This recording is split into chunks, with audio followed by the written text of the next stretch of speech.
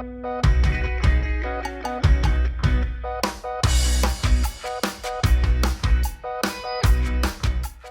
guys, it's Elise. Welcome back to My Cupcake Addiction. I have had so many requests from you guys to do something Sour Patch Kids themed, but because I didn't think Sour Patch Kids stuck on a cake would taste overly good, I really had to put my thinking cap on for this one.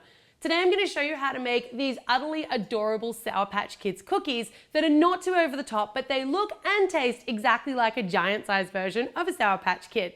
Because I'm dealing with so much candy today, I thought it was a cool opportunity to wear my new range of t-shirt, the Candy Love Heart shirt. If you haven't already seen these guys, they're only available for 2 weeks. They're a limited run, so I'll leave a link down below to my online store and you can go and check out some of the Life is Sweet range there. The things that you're going to need to make your Sour Patch Kids cookies. I'm using a sugar cookie dough here, so this is my favorite recipe. And I'm going to leave all of your measurements, quantities, recipes, everything that you need on the mycupcakeaddiction.com blog. I will leave a link to that down below. I've got my sugar cookie dough, which has been chilled, and I've also got some food colorings that's going to match the colors of my Sour Patch Kids. Of course, you're going to need a packet, a large packet of Sour Patch Kids, and I've separated those guys out into all of their individual colors. I've also got some caster sugar or some fine sugar, some citric acid, a little bit of water, and I've got some powdered sugar.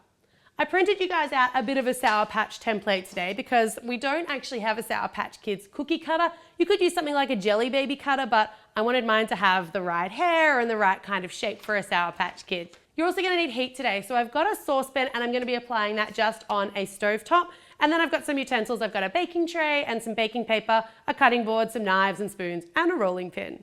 Let's get into it. So my cookie dough has been refrigerated. This is freshly made cookie dough, so after it's been refrigerated, you need to give it a little knead. It's going to be a tiny bit crumbly, and as you knead it, it's going to come back together nicely. You want to knead it, sprinkle the bench with flour, and then you're going to roll it out using a rolling pin so that it's an even thickness. Once you're happy with the roll of your dough, you're going to take your little template and we're just going to cut around him. So try and put him as close to the edges as you can, and then just taking a knife. It's a little bit more work than using a cookie cutter, but it's definitely going to be worth it. And it's a pretty basic shape, so it's not like you're going into a ton of detail here. Really, he's just like a big, fat, happy jelly baby, but he's got a bit of hair action and a slightly different shaped head. Lifting that template up. As I transfer him onto the little piece of baking paper on our tray, I'm just going to use my fingers just to round off basically just his feet, his arms, and that little bit on his head. So I just found pushing my finger down in between gave him that little bit of definition for his hair, which makes him really Sour Patch Kid-like. Onto our little baking tray. And that guy's ready to get cooked. My Sour Patch Kids are ready to get fried, so they're going to go into a moderate oven for about 10 minutes, but as soon as they start to go brown around the edges, get them out. That's how you'll know they're done. While those guys are cooking, we are going to start getting our Sour Patch frosting ready. So I'm going to take my red Sour Patch candies, I'm going to apply some heat to my little pot here, and then I'm going to pour in the candies. Those candies are going to need a little bit of water. Now the deal here is when you actually do cook sugar like this, it caramelizes and it thickens up. So keep the water on hand because you'll need to keep adding it a little bit at a time, or else you're going to end up with like almost a Sour Patch Kids toffee, which actually sounds kind of delicious, but we're not making that today.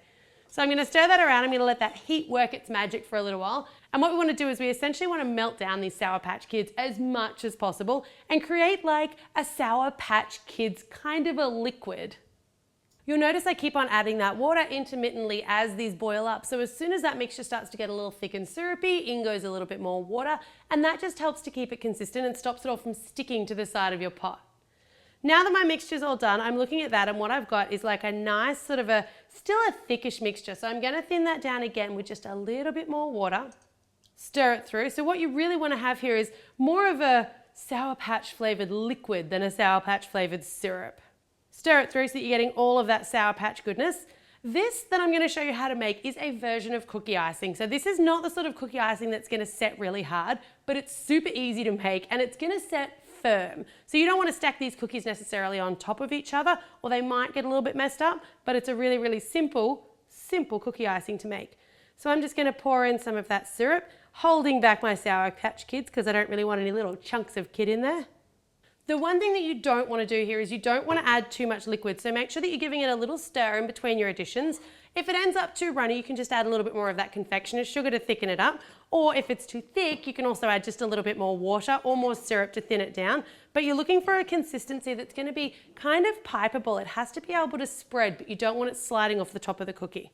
We've still got room for plenty more liquid in there.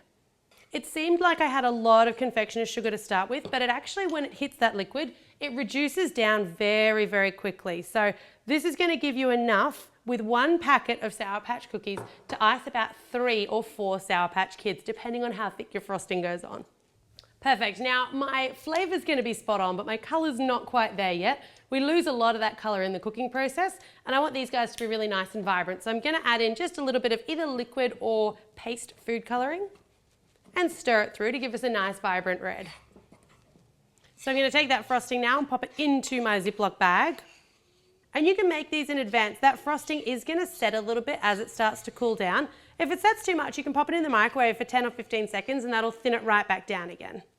Perfect, so that's the frosting done. Now, for your sour effect, you're going to take your citric acid, which looks exactly the same as sugar but tastes completely different, and you're just going to mix it through your caster sugar. You want to give that a really good stir around and make sure that it's mixed all the way through. You can up or down the sour intensity with that citric acid. I used about half as much citric acid as I did sugar. If you like it really, really sour, you could actually go a little bit more citric acid, but for me, these were plenty sour enough. Okay, so to decorate, I've left a little picture of an actual Sour Patch Kid in the middle of your template if you need any reference, but I'm just gonna cut just a nice little fine tip off the end of my Ziploc bag. You could also use a piping bag here, but I figure why waste one if you can just use a Ziploc bag? And then I'm going to come around and I'm going to outline the outside edge of my Sour Patch Kid. You don't want to go all the way to the edge of the cookie. You want to leave just like a millimeter or so around that outside edge. Once he's outlined, then you can just go back and start filling him in. And I'm just using the point of my Ziploc bag just to kind of smush that icing around a little bit so that it's kind of getting nice and neat and flat in there, but it should almost sort of fall down into itself. That little edge should make a nice border, and then the frosting should kind of stay within the confines of our little outline.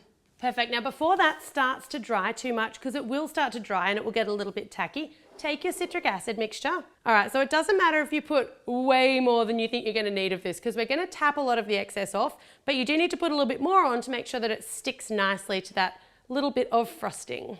Tap off a little of that excess. We've made a little sugar Sour Patch Kid.